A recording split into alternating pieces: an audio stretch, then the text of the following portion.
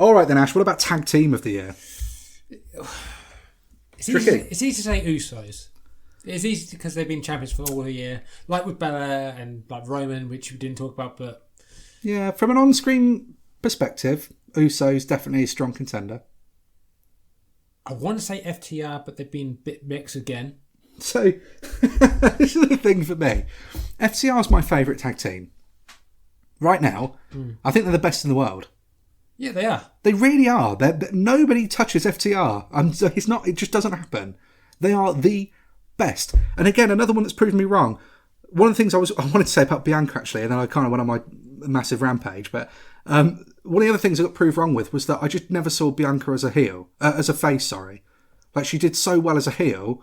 Yet she's now like, especially knowing like her backstory, which obviously is what it's designed to do. Like that's why they're letting us know. But like, I just never imagined she'd become such a good babyface. And it's the same for FTR. That's a heel tag team that always worked heel tag team psychology. Yet somehow, as a babyface tag team, they just fucking work. And I just don't get it. But it's amazing. But are they tag team of the year based on how they've been used on their own product? Because that's the problem. That's the problem for me. They've had a hell of a year. So maybe in theory they really should be tag team of the year. I mean, look, they didn't win them this year, but AAA tag titles.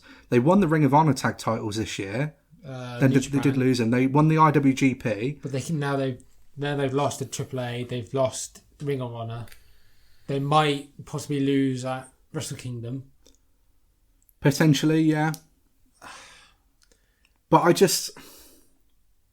You know what? I'm going to go for it. FTR. I think I'm going to go for it. I think I'm going to go FTR. No other tag team accomplished what they did this year. No. Once again, like we said, if Acclaimed had been Acclaimed all the way through the year, they probably would have been my number one.